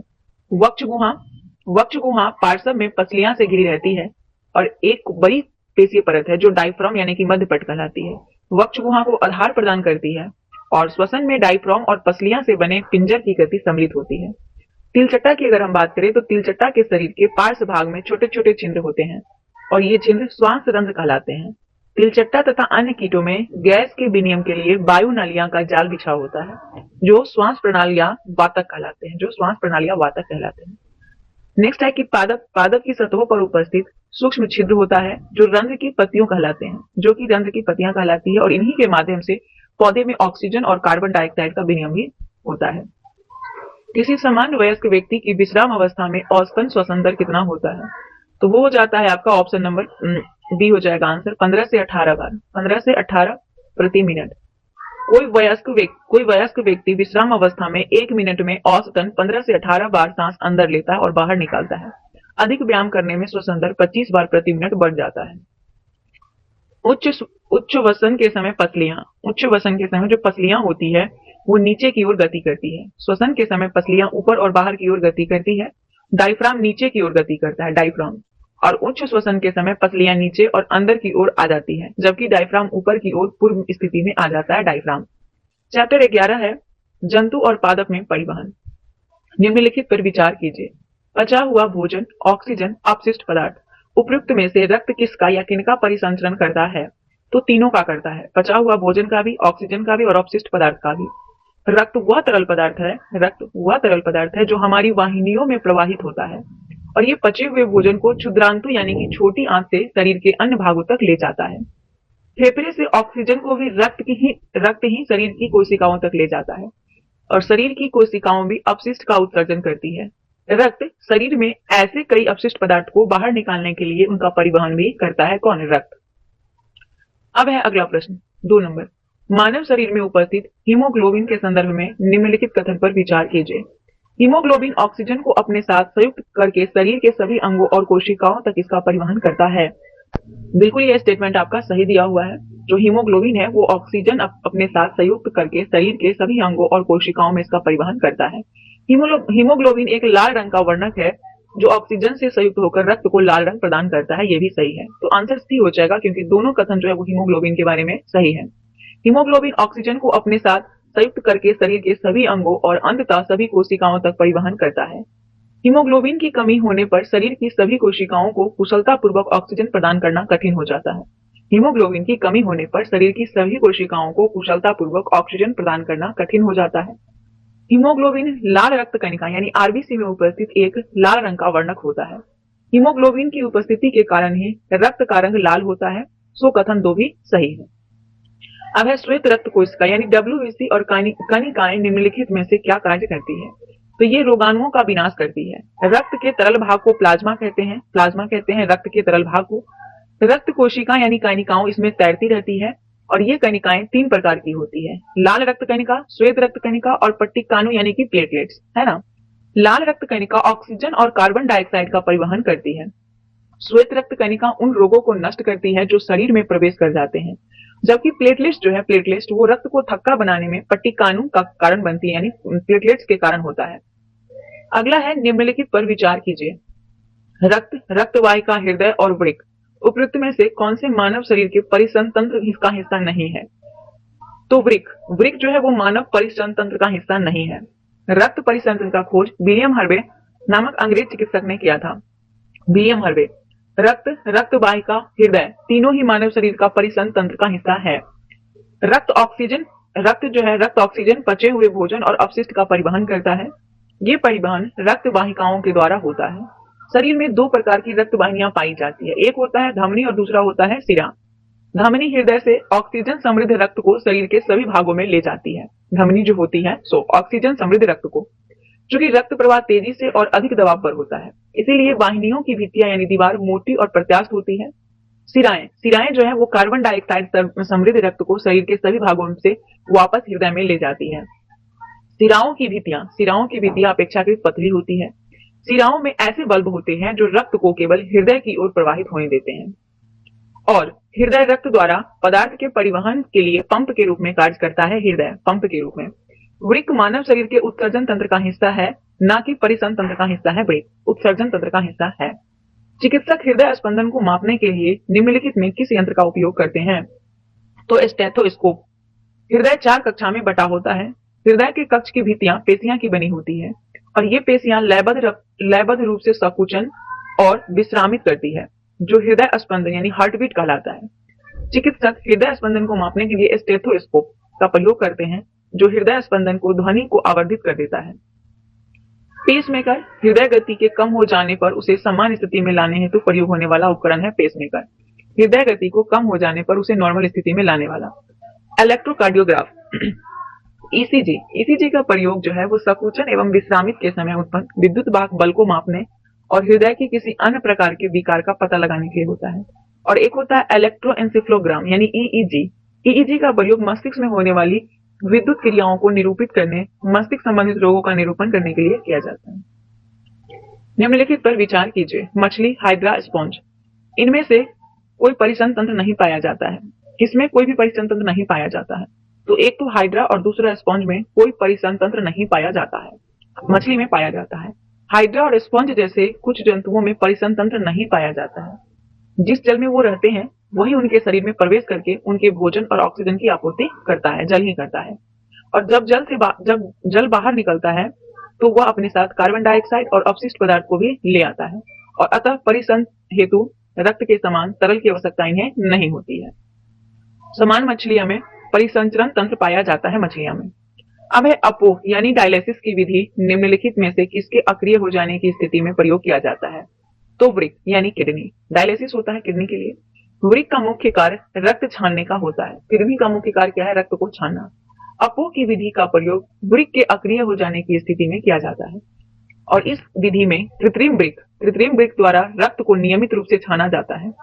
वृक्क मानव शरीर के उत्सर्जन तंत्र का महत्वपूर्ण हिस्सा है। वृक्क मूत्र वाहिनियां, मूत्राशय और मूत्र मार्ग सम्मिलित रूप से उत्सर्जन तंत्र बनाते हैं। मानव उत्सर्जन तंत्र द्वारा लवण और यूरिया जल के साथ पसीने तथा मूत्र के रूप में शरीर से बाहर निकाल दिए जाते हैं। शरीर से निकलने वाला पसीना शरीर से हानिकारक तत्वों को बाहर निकालने के साथ साथ शरीर को ठंडा बनाए रखने में भी सहायता करता है। अगला है कुछ जंतुओं के शरीर से अपशिष्ट रसायन के निष्कासन के संदर्भ में निम्नलिखित कथन पर विचार कीजिए। मछली कोशिका के अपशिष्ट उत्पादों को अमोनिया के रूप में उत्सर्जित करती है। यह स्टेटमेंट आपका सही है। सर्प अपने शरीर से अपशिष्ट के रूप में नाइट्रिक अम्ल का उत्सर्जन करता है। यह गलत है। केवल एक ही कथन सही है। जंतु के शरीर में रसायन के निष्कासन की विधि जल की उपलब्धता पर निर्भर करती है। मछली जैसे जलीय जंतु कोशिका के अपशिष्ट उत्पादों को अमोनिया के रूप में उत्सर्जित करते हैं, जो सीधे क्या हो जाते हैं? जल में घुल जाते हैं। पक्षी, छिपकली, सांप जैसे कुछ जंतु अपने शरीर से अपशिष्ट पदार्थ का उत्सर्जन अर्धघन यानी सेमी सॉलिड पदार्थ के रूप में करते हैं, और ये पदार्थ यूरिक अम्ल द्वारा होता है, जो मुख्यतः सफेद रंग का यौगिक है। कैसे रंग का? सफेद रंग का। और मानव द्वारा उत्सर्जित अपशिष्ट पदार्थ में यूरिया प्रमुख है। 9 नंबर है पौधे के भाग और उनके कार्य को मैच करना है। ठीक है, रंध्र का क्या कार्य होता है, जाइलम का क्या कार्य होता है, फ्लोएम का क्या कार्य होता है। तो रंध्र जो है रंध्र वो वाष्पोत्सर्जन के लिए होता है, जाइलम जल का परिवहन करता है, फ्लोएम भोजन परिवहन करता है और मूल रोम जल का अवशोषण करता है, जल का अवशोषण करता है। तो चलिए मिलाते हैं, यहाँ पे एक बार फिर से मिला लेते हैं। रंध्र आपका वाष्पोत्सर्जन हो जाएगा, जाइलम की बात करें तो जाइलम की अगर बात करें तो जाइलम आपका हो जाएगा जल परिवहन, फ्लोएम आपका हो जाएगा भोजन का परिवहन और मूल रोम अवशोषण हो जाएगा। ठीक है, तो इस तरीके से मेरा मैच जो है वो बिल्कुल सही था, इसलिए आंसर आपका सही हो जाएगा। जाइलम यानी दारू जल का एक पोषक तत्व के परिवहन के लिए पादप में जो संवहन उत्तक यानी कि उत्तक कोशिका का वह समूह होता है, उत्तक जो किसी जीव में किसी कार्य विशेष को संपादित करता है, उसे हम लोग जाइलम कहते हैं, यानी कि होता है उसे जाइलम कहते हैं। जाइलम क्या है, जल एवं पोषक तत्वों के परिवहन के लिए जो है पादप में संवहन उत्तक होता है। और फ्लोएम यानी कि पोषवा, पोषवा पौधे में पत्तियां भोजन का संश्लेषण करती है, भोजन को पादप के सभी भागों में ले जाया जाता है और यह कार्य एक संवहन उत्तक द्वारा किया जाता है, जिसे हम फ्लोएम कहते हैं। ठीक है, अगला है क्वेश्चन नंबर 10, कथन ए और कारण दिया है। मूलों द्वारा मृदा से अवशोषित जल अभिकर्षित यानी खींचकर होकर तने और पत्तियां तक पहुंच जाता है। यह स्टेटमेंट आपका सही है। कारण क्या कह रहा है कि पत्तियों से जल के वाष्पोत्सर्जन के कारण एक ट्यूशन बल निर्मित होते हैं। तो ए और आर दोनों आपका सही है, और आर जो है ना वो ए का स्पष्टीकरण भी सही किया हुआ है, यानी पादप में वाष्पोत्सर्जन के कारण एक ट्यूशन बल निर्मित होता है, ट्यूशन बल, जिसके कारण मूल्यों द्वारा मृदा से अवशोषित जल अभिकर्षित होकर तने और पत्तियों में पहुंच जाता है। ए आर दोनों सही है और आर ए का सही स्पष्टीकरण है। वाष्पोत्सर्जन का ये प्रक्रम पादप को ठंडा रखने में सहायक होता है, पादप को ठंडा रखने में। निम्नलिखित कथन पर विचार कीजिए। फुफ्फुस धमनी ऑक्सीजन समृद्ध रक्त का प्रवाह करती है। स्टेटमेंट आपका गलत है, मतलब कह रहा है कि इसमें से कौन सा सही है, गलत है। फुफ्फुस शिरा कार्बन डाइऑक्साइड समृद्ध रक्त का प्रवाह करती है, दोनों कथन गलत है। देखिए फुफ्फुस धमनी जो है ना, फुफ्फुस धमनी वो कार्बन डाइऑक्साइड समृद्ध रक्त को हृदय से या फेफड़े में ले जाती है, फुफ्फुस धमनी। और शिरा जो है, शिरा फुफ्फुस शिरा ये ऑक्सीजन समृद्ध रक्त को फेफड़े से हृदय में ले जाती है। यहाँ उल्टा दिया है, इसलिए दोनों कथन आपका गलत है। किसी वयस्क व्यक्ति का हृदय 1 मिनट में कितनी बार धड़कता है, तो इसमें जो है 70 से 80 बार। परिसंध तंत्र में हृदय और रक्त वाहिनियां होती है, परिसंध तंत्र में किसी वयस्क व्यक्ति का हृदय 1 मिनट में लगभग 70 से 80 बार धड़कता है और इसे ही हृदय स्पंदन कहते हैं, हृदय स्पंदन। अब चैप्टर नंबर 12 आता है पादप के जनन, पादप में जनन। कायिक प्रवर्धन, कायिक प्रवर्धन के संदर्भ में निम्नलिखित कथन पर विचार कीजिए। कायिक प्रवर्धन द्वारा पादप कम अवधि में उगाए जा सकते हैं। स्टेटमेंट आपका सही है। बीजों द्वारा उगाए जाने वाले पादप की अपेक्षा कायिक प्रवर्धन द्वारा उत्पन्न पादप में पुष्प और फल आने में अधिक समय लगता है, ये कथन गलत है। केवल और केवल एक ही सही है। देखिएगा यहाँ पे दिया है कि पादपों में जनन 2 प्रकार से होता है, एक होता है अलैंगिक, दूसरा होता है लैंगिक। अलैंगिक जनन जो होता है, अलैंगिक जनन की कुछ विधियां खंडन, मुकुलन, बीजाणु निर्माण और कायिक प्रवर्धन है। और इसमें से कायिक प्रवर्धन की विधि में पत्तियां, तना और मूल जैसे कायिक भागों से नए पादप उगाए जाते हैं। वही कायिक प्रवर्धन द्वारा पादप कम अवधि में उगाए जा सकते हैं। साथ ही बीज द्वारा उगाए जाने वाले पादप की अपेक्षा कायिक प्रवर्धन द्वारा उत्पन्न पादप में पुष्प फल कम समय में आ जाता है। 2 नंबर प्रश्न है, कथन ए है कि कायिक प्रवर्धन में नए पादप जनक पादप की प्रतिलिपि होते हैं। कारण है कायिक प्रवर्धन में नए पादप एक ही जनक द्वारा उत्पन्न होते हैं। कौन सा स्टेटमेंट सही है? तो इसमें ए आर दोनों सही है कि कायिक प्रवर्धन में नए पादप जनक पादप की प्रतिलिपि होती है और कायिक प्रवर्धन में नए पादप एक ही जनक द्वारा उत्पन्न होता है। और इसका आर जो है ए का स्पष्टीकरण भी सही किया है, इसलिए आंसर ए हो जाएगा। कायिक प्रवर्धन में नए पादप जनक पादप की यथार्थ प्रतिलिपि होते हैं क्योंकि वो एक ही जनक द्वारा उत्पन्न होते हैं।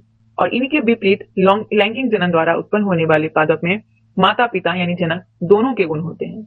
लैंगिक जनन के परिणाम स्वरूप पादप बीज उत्पन्न करते हैं, जबकि कायिक प्रवर्धन में कायिक भागों से सीधे नए पादप उगाए जाते हैं। अब है कि विभिन्न सजीवों में जनन के संदर्भ में निम्नलिखित कथन पर विचार कीजिए। इष्ट में जनन मुकुलन के माध्यम से होता है। शैवाल में जनन प्रक्रिया खंडन के माध्यम से संपन्न होता है। मॉस और फर्न में जनन बीजाणु द्वारा होता है। इस स्टेटमेंट में आपका तीनों सही है, तीनों सही है। इष्ट एक एकल कोशिकीय जीव है जिसमें जनन मुकुलन की प्रक्रिया से होता है। इष्ट में मुकुलन में इष्ट कोशिका से छोटा मुकुल यानी कली बाहर निकलता है और अपनी जनक कोशिकाओं से विलग नई इष्ट का निर्माण करता है। शैवाल में जनन प्रक्रिया खंडन यानी विखंडन के माध्यम से संपन्न होता है शैवाल में, और इस प्रक्रिया में शैवाल यानी कि स्पाइरोगायरा दो या अधिक खंडों में विखंडित हो जाते हैं और ये खंड टुकड़े नए जीवों के रूप में वृद्धि करते हैं। वही मॉस और फर्ण जैसे पादप में जनन बीजाणुओं द्वारा होता है और बीजाणु अलैंगिक जनन की ही करते हैं। ये वायु द्वारा एक स्थान से दूसरे स्थान पर ले जाए जाते हैं। एक लिंगी पुष्प के संदर्भ में निम्नलिखित कथन पर विचार कीजिए। एक लिंगी पुष्प में या तो केवल पुंकेसर अथवा केवल स्त्री केसर उपस्थित होता है। दूसरा कि सरसों, गुलाब, पिटूनिया के पौधे में उगने वाले पुष्प एक लिंगी पुष्प के उदाहरण हैं। दोस्तों, इसमें केवल एक लिंगी पुष्प में या तो केवल पुंकेसर या केवल स्त्री केसर उपस्थित होता है। ये स्टेटमेंट सही है। ऐसे पुष्प जिनमें या तो केवल पुंकेसर अथवा केवल स्त्री केसर उपस्थित हो एक लिंगी पुष्प कहलाता है, जबकि जिन पुष्पों में पुंकेसर और स्त्री केसर दोनों ही होते हैं वो द्विलिंगी पुष्प कहलाते हैं। मक्का, पपीता, लकड़ी या खीरे के पौधे में एक लिंगी पुष्प होते हैं, जबकि सरसों, गुलाब, पिटूनिया के पौधे में उगने वाले पुष्प द्विलिंगी पुष्प कहलाते हैं। ये आपका क्या है? गलत है।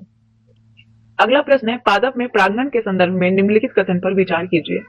परागण के अंतर्गत परागकणों का स्थानांतरण परागकोश से पुष्प के बत्तिकाग्र पर होता है, और दूसरा, जहां स्वपरागण के अंतर्गत परागकणों का स्थानांतरण परागकोश से उसी पादप के किसी अन्य पुष्प के बत्तिकाग्र पर होता है, वहीं पर परागण में परागणों का स्थानांतरण उसी प्रकार के किसी अन्य पादप पुष्प के बत्तिकाग्र पर भी होता है। कौन सा कथन सही है? तो इसमें केवल आपका एक ही स्टेटमेंट सही है कि परागण के अंतर्गत परागणों का स्थानांतरण परागकोश से पुष्प के बत्तिकाग्र पर होता है। केवल और केवल एक सही है। यहाँ पे देखिएगा कि पुष्पों में उपस्थित परागण हल्के होते हैं। पुष्प में जो परागण होता है वो हल्का होता है, जो वायु, जल, कीटों द्वारा एक स्थान से दूसरे स्थान, एक पुष्प से दूसरे पुष्प पर ले जाए जाते हैं, और इन परागणों का परागकोश से पुष्प के बत्तिकाग्र पर स्थानांतरण परागण कहलाता है। यदि परागण उसी पुष्प के बत्तिकाग्र पर गिरते हैं तो इसे स्वयं परागण कहते हैं, परंतु जब पुष्प के परागण उसी पादप के किसी अन्य पुष्प अथवा उसी प्रकार के दूसरे पादप के किसी पुष्प के बत्तिकाग्र पर गिरते हैं तो इसे परपरागण कहते हैं। क्या कहते हैं? परपरागण। इसलिए दो गलत है। छठा है, निम्नलिखित कथन पर विचार कीजिए। पादप का जनन भाग तना होता है। नर और मादा युग्मक के युग्म का प्रकर्म परागण कहलाता है। परिपक्व होने पर अंडाशय फल में विकसित हो जाता है। डबल रोटी का फफूंद बीजाणु उत्पन्न करने वाला एक पादप जीव है। इसमें से जो है 3 और 4 आपका स्टेटमेंट सही है। 3 और 4। परिपक्व होने पर अंडाशय फल में विकसित हो जाता है और डबल रोटी का फफूंदी बीजाणु उत्पन्न करने वाला एक पादप जीव है। पादप का जनन भाग पुष्प होता है और इस कारण पहला कथन गलत है। नर और मादा युग्मक के युग्मन का प्रक्रम निषेचन कहलाता है। नर और मादा के युग्मन का प्रक्रम, और इसका दूसरा कथन भी गलत है। कथन 3 एवं 4 सही है। ठीक है। अब चैप्टर 13 है, गति एवं समय। निम्नलिखित में कौन एक उपकरण वाहन द्वारा तय की गई दूरी को मापता है? तो ओडोमीटर। जो उपकरण वाहन द्वारा तय की गई दूरी को मापता है उसे ओडोमीटर या फिर पथमापी कहते हैं। ओडोमीटर या पथमापी। स्पीडोमीटर का प्रयोग वाहन की चाल मापने के लिए करते हैं। स्पीडोमीटर वाहन की चाल मापने के लिए। एक्सीलरोमीटर वाहन की चाल में वृद्धि दर को मापने के लिए। एक्सीलरोमीटर का प्रयोग वाहन की चाल में वृद्धि दर को मापने के लिए। और अल्टीमीटर से विमान की ऊंचाई मापते हैं। अल्टीमीटर से। अगला है, चाल का मूल मात्रक क्या है? तो मीटर पर सेकेंड है चाल का मूल मात्रक। किसी वस्तु की चाल उसके द्वारा तय की गई दूरी को उस दूरी को चलने में लिए गए समय से विभाजित करने पर प्राप्त होता है, और इसका मूल मात्रक मीटर पर सेकेंड होता है। चैप्टर 14 को देखिएगा, विद्युत धारा और उसके प्रभाव को। किसी तार में विद्युत धारा प्रवाहित करने पर विभिन्न प्रभाव होते हैं, और इन प्रभावों के संदर्भ में कथन पर विचार कीजिए। पहला प्रभाव है कि किसी तार में विद्युत धारा प्रवाहित करने पर वह तार तप्त हो जाता है। स्टेटमेंट सही है। किसी तार में विद्युत धारा प्रवाहित करने पर वह तार चुंबक की भांति व्यवहार करता है। ये भी सही है। दोनों स्टेटमेंट आपका विद्युत धारा बारे में सही है। जब किसी तार में विद्युत धारा प्रवाहित की जाती है तो वो तप्त हो जाता है, और इसे विद्युत धारा का तापीय प्रभाव भी कहते हैं। जब किसी तार में विद्युत धारा प्रवाहित की जाती है तो वह तार चुंबक की भांति व्यवहार करता है, और इसे विद्युत धारा का चुंबकीय प्रभाव कहते हैं। विद्युत धारा का चुंबकीय प्रभाव। वैज्ञानिक हैंस क्रिश्चियन आस्टर्ड ऐसे पहले व्यक्ति थे जिन्होंने विद्युत धारा के चुंबकीय प्रभाव को देखा। अगला है 2, विद्युत फ्यूज के संबंध में निम्नलिखित कथन पर विचार करें। इनका उपयोग लघु पतन यानी शॉर्ट सर्किट रोकने हेतु होता है। सुरक्षा मानक से उच्च विद्युत धारा के प्रवाहित होने से विद्युत फ्यूज के तार पिघल जाते हैं। इसमें आपका स्टेटमेंट दोनों सही है। दोनों सही है। कुछ विशेष पदार्थ के बने तारों में से कुछ विशेष पदार्थ के बने तारों में से जब उच्च विद्युत धारा प्रवाहित होती है तो वो गर्म होने पर पिघलकर टूट जाती है और इन पदार्थ का उपयोग विद्युत फ्यूज के निर्माण में किया जाता है जो विद्युत परिपथों को क्षति और आग से बचाते हैं। ठीक है, अगला है कि थॉमस अल्वा एडिसन के संबंध में निम्नलिखित कथन पर विचार कीजिए। थॉमस अल्वा एडिसन ब्रिटेन के वैज्ञानिक थे, सही है? नहीं, ये सही नहीं है। थॉमस अल्वा एडिसन अमेरिका के थे। कहां के? अमेरिका के। थॉमस अल्वा एडिसन ने विद्युत बल्ब, ग्रामोफोन, चलचित्र, कैमरा, कार्बन प्रेषक का आविष्कार किया। ये सही है, केवल 2 ही सही है। थॉमस अल्वा जो थे 1847 से 1931 तक अमेरिका के वैज्ञानिक थे। इन्होंने विद्युत बल्ब, ग्रामोफोन, चलचित्र, कैमरा, कार्बन प्रेषक सहित 1300 आविष्कार किए हैं। चैप्टर 15 है प्रकाश। समतल दर्पण के संदर्भ में निम्नलिखित कथन पर विचार कीजिए। समतल दर्पण द्वारा बना प्रतिबिंब सीधा, आभासी बिंब के समान आकार का होता है। समतल दर्पण पर बने प्रतिबिंब में बिंब का वाम भाग प्रतिबिंब के दक्षिण भाग की भांति दिखाई देता है और बिंब का दक्षिण भाग प्रतिबिंब के वाम की भांति दिखाई देता है। कौन सा कथन सही है? तो दोनों कथन सही है समतल दर्पण के बारे में। जो प्रतिबिंब किसी पर्दे पर प्राप्त नहीं किया जाता, जो प्रतिबिंब किसी पर्दे पर प्राप्त नहीं किया जा सकता, उसे आभासी प्रतिबिंब कहते हैं। समतल दर्पण द्वारा बना प्रतिबिंब आभासी, समतल दर्पण द्वारा बना प्रतिबिंब सीधा, आभासी और बिंब के समान आकार का बनता है। प्रतिबिंब दर्पण के पीछे उतनी ही दूर पर बनता है, दर्पण के पीछे जितनी की दर्पण से बिंब की दूरी होती है। और समतल दर्पण में बने प्रतिबिंब में दक्षिण वाम दिखाई पड़ता है तथा वाम दक्षिण दिखाई पड़ता है, उल्टा दिखाई पड़ता है। अवतल दर्पण के विभिन्न उपयोग के संदर्भ में निम्नलिखित कथन पर विचार कीजिए। चिकित्सक द्वारा आंख, कान, नाक, गले का निरीक्षण करने के लिए इसका उपयोग करते हैं, यह सही है अवतल दर्पण का। वाहन चालक पीछे देखने के लिए वाहन के पार्श्व दर्पण यानी साइड मिरर में इसका प्रयोग करते हैं, गलत है, एक ही सही होगा। देखिए, डॉक्टर जो होते हैं वो आंख, कान, नाक, गले का निरीक्षण करने के लिए अवतल दर्पण का प्रयोग करते हैं। अवतल दर्पण वास्तविक उल्टा प्रतिबिंब बना सकता है। अवतल दर्पण जब बिंब यानी वस्तु को दर्पण का अत्यंत निकट रखते हैं तो प्रतिबिंब आभासी, सीधा और आवर्धित होता है। दंत विशेषज्ञ द्वारा अवतल दर्पण का उपयोग दांत को बड़ा प्रतिबिंब देखने के लिए करता है, लेकिन स्टेटमेंट 2 इसलिए गलत है क्योंकि वाहन के पार्श्व दर्पण में उत्तल दर्पण का उपयोग होता है और उत्तल दर्पण अधिक क्षेत्र के दृश्य का प्रतिबिंब बना सकता है, अधिक क्षेत्र का। उत्तल दर्पण द्वारा बना प्रतिबिंब सीधा, आभासी आकार में बिंब से छोटा होता है। अब है लेंसों के संदर्भ में निम्नलिखित कथन पर विचार कीजिए। उत्तल लेंस सदैव वास्तविक, उल्टा और आकार में बिंब से बड़े प्रतिबिंब बनाते हैं। अवतल लेंस सदैव आभासी, सीधा और आकार में बिंब से छोटा प्रतिबिंब बनाता है। तो इसमें जो कथन सही है वो केवल 2 सही है, क्योंकि उत्तल लेंस वास्तविक उल्टा प्रतिबिंब बनाता है। उत्तल लेंस वास्तविक और उल्टा प्रतिबिंब बनाता है, जबकि बिंब लेंस के अत्यंत निकट रखा जाता है। बिंब लेंस के निकट, तो बनने वाला प्रतिबिंब कैसा होगा? आभासी होगा, सीधा और आवर्धित होता है। उत्तल लेंस को आवर्धक लेंस भी कहते हैं, आवर्धक लेंस की भांति इसका प्रयोग करते हैं उत्तल लेंस को। सामान्यतः उत्तल लेंस उस पर पड़ने वाले यानी आपतित प्रकाश को अभिसारित यानी अंदर की ओर मोड़ना कर देता है, इसीलिए इसे अभिसारी लेंस भी कहते हैं, अभिसारी लेंस भी कहते हैं किसको? उत्तल लेंस को। कथन 2 सही है कि अवतल लेंस सदैव आभासी, सीधा और आकार में बिंब से छोटा प्रतिबिंब बनाता है। अवतल लेंस उस पर आपतित प्रकाश को अपसारित करता है, इसीलिए इसे अपसारी लेंस कहते हैं, अवतल लेंस को। क्वेश्चन नंबर 4 है कि निम्नलिखित कथन पर विचार कीजिए। श्वेत प्रकाश 7 वर्णों का मिश्रण है, ये स्टेटमेंट सही है। इंद्रधनुष भी 7 वर्णों से मिलकर बना है, सही है। दोनों ही कथन सही है। लाल, नारंगी, पीला, हरा, नीला, जामुनी तथा बैगनी, मोटे तौर पर इन्हें वर्णों का मिश्रण श्वेत प्रकाश होता है, जो हमें सूर्य के प्रकाश से बने इंद्रधनुष या प्रिज्म के माध्यम से नजर आती है। अब है 16 नंबर चैप्टर, जो कि है एक बहुमूल्य संसाधन, जल एक बहुमूल्य संसाधन। विश्व जल दिवस कब मनाया जाता है? तो 22 मार्च को, जिस दिन हमारा बिहार दिवस मनाते हैं उसी दिन मनाते हैं। प्रतिवर्ष 22 मार्च को, मार्च का दिन हर व्यक्ति जल संरक्षण के महत्व की ओर ध्यान आकर्षित करने के लिए विश्व जल दिवस के रूप में मनाता है। पृथ्वी की सतह का लगभग 71% भाग जल से ढका हुआ है, 71%। परंतु उपयोग के लिए जो अलवण जल है यानी ताजा जल है, पृथ्वी पर उपलब्ध जल की मात्रा का मात्र 1% से भी कम है, लगभग 0.006% है।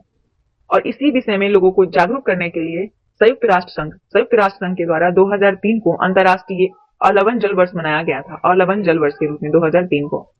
निम्नलिखित में कौन सा कारक जल की कमी हेतु उत्तरदायी है? औद्योगिकरण में वृद्धि, बढ़ती जनसंख्या, जल संसाधन का कुप्रबंधन। तो इसमें आंसर हो जाएगा आपका सभी, ये सभी हो जाएगा। उद्योग की तेजी से वृद्धि, बढ़ती जनसंख्या, सिंचाई की बढ़ती आवश्यकता और कुप्रबंधन, जल की कमी के ये सभी कारण हैं। ठीक है, निम्नलिखित में कौन सी सिंचाई व्यवस्था सर्वाधिक मितव्यापी है? तो सबसे ज्यादा मितव्यापी बूंद सिंचाई। किसान भी अपने खेत में जल का उपयोग मितव्ययता से करना चाहता है। बूंद यानी कि ड्रिप सिंचाई व्यवस्था एक मितव्यापी सिंचाई व्यवस्था है जो इसमें कम व्यास के पाइपों द्वारा पौधों को पानी देने की तकनीक है, जो सीधे उनकी जड़ों तक जल पहुंचाती है। सही विकल्प का चयन करें। विश्व के सभी झील और नदियां में जल की कुल मात्रा नियत रहती है। यह स्टेटमेंट आपका कह रहा है कि सही का चयन करना, गलत है। भूमिगत जल की कुल मात्रा नियत रहती है, गलत है। विश्व के समुद्र और महासागरों में जल की कुल मात्रा नियत रहती है, गलत है। विश्व में जल की कुल मात्रा नियत रहती है, ये सही है, डी हो जाएगा। जल चक्र द्वारा परिचक्रण के दौरान जल इसकी तीन अवस्था होती है: ठोस, ध्रुव पर हिमनद, द्रव, महासागर, नदी, झील, मोम जल, और गैस हो जाएगा वायु में जलवाष्प। ये तीन अवस्था में होता है। जल में से किसी एक अवस्था में पृथ्वी पर कहीं भी पाया जा सकता है, कहीं भी। जल का उसकी तीन अवस्था के बीच सतत चक्रण द्वारा पृथ्वी पर जल की कुल मात्रा स्थिर बनी रहती है पृथ्वी पर। नेक्स्ट एंड लास्ट चैप्टर है वन हमारी जीवन रेखा। निम्नलिखित में कौन खाद्य श्रृंखला का सही क्रम है? तो सबसे पहले घास को खाएगा कीट, फिर मेढक, फिर सांप, फिर गरुड़। ये आपका फूड चयन है। सभी जीव चाहे वो शाक भक्षी हो या फिर मांस भक्षी, अंततः भोजन के लिए पादपों पर ही निर्भर होते हैं, किसी न किसी पर भोजन के लिए निर्भर होते हैं।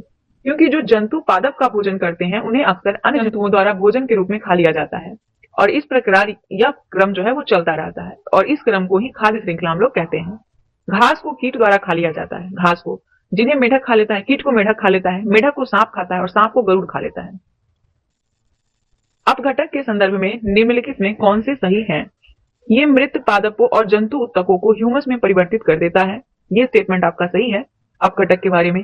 ये वन में उगने वाले पादप के लिए पोषक तत्वों की आपूर्ति को बनाए रखने में सहायता करता है, ये भी सही है। दोनों स्टेटमेंट जो है वो बिल्कुल सही है अपघटक के संदर्भ में। अपघटक ऐसे सूक्ष्म जीव हैं जो मृदा के भीतर रहते हैं। मृद पादपों जंतु उत्तक को खाते हैं। ये उन्हें एक गहरे हरे रंग के पदार्थ में परिवर्तित कर देते हैं, जिसे ह्यूमस कहते हैं। ह्यूमस पादपों के लिए पोषक के रूप में काम करते हैं। अतः अपघटक वन में उगने वाले पादप के लिए पोषक तत्वों की आपूर्ति को बनाए रखने में ये सहायक होते हैं। निम्नलिखित में कौन वक्तव्य सही नहीं है? वन मृदा को अपरदन से बचाता है। वन में पादप और जंतु एक दूसरे पर निर्भर नहीं होते, ये गलत है। निर्भर होते हैं। वन में अनेक खाद्य श्रृंखलाएं पाई जाती है। यदि किसी एक खाद्य श्रृंखला में कोई विघ्न पड़ता है, कोई भी विघ्न, तो यह अन्य श्रृंखलाओं को प्रभावित करता है। वन का प्रत्येक भाग अन्य भाग पर निर्भर होता है। यदि हम वन के किसी घटक जैसे कि वृक्ष को अलग कर दे, तो इससे अन्य सभी घटक प्रभावित हो जाएंगे। एक चैप्टर है अपशिष्ट जल की कहानी, ये लास्ट चैप्टर है ना। अपंग और बायोगैस अपशिष्ट जल के उपचार के सह उत्पाद हैं। इन सह उत्पाद के उपयोग के संदर्भ में कथन पर विचार कीजिए। अपशिष्ट जल उपचार के प्रक्रम में उत्पन्न अपंग का उपयोग खाद के रूप में किया जाता है। अपशिष्ट जल उपचार के प्रक्रम में उत्पन्न होने वाली बायोगैस यानी जैव गैस का उपयोग ईंधन के रूप में अथवा विद्युत उत्पादन के लिए किया जाता है। तो इसमें जो सही हो जाएगा वो आपका दोनों सही है, दोनों स्टेटमेंट सही है। अपशिष्ट जल उपचार के दौरान उत्पन्न अपांग का उपयोग खाद के रूप में होता है, जिससे कार्बनिक पदार्थ और पोषक तत्व पुनः मृदा में वापस चले जाते हैं। क्लोरीन एवं ओजोन जैसे रसायन का प्रयोग जल को रोगाणुरहित करने के लिए प्रयोग करते हैं, और इस प्रक्रम में उत्पन्न होने वाली बायोगैस का उपयोग ईंधन के रूप में किया जाता है, ईंधन के रूप में। साथ ही इसका उपयोग विद्युत उत्पादन के लिए भी किया जाता है। सेकेंड क्वेश्चन है कि कृमि प्रसंस्करण शौचालय के संदर्भ में निम्नलिखित कथन पर विचार कीजिए। इसमें मानव मल को केचुए द्वारा उपचारित किया जाता है। यह स्टेटमेंट आपका सही है, सही ढूंढना है। इसके उपयोग में जल की बहुत अधिक मात्रा की आवश्यकता होती है। ये मानव मल पूर्णतः कृमि केकों में परिवर्तित हो जाता है, जो मृदा के लिए अति समृद्ध पोषक। इसमें जो है 2 गलत है और 1 और 3 जो है वो सही है, 2 गलत है। आंसर आपका हो जाएगा बी, आंसर बी हो जाएगा।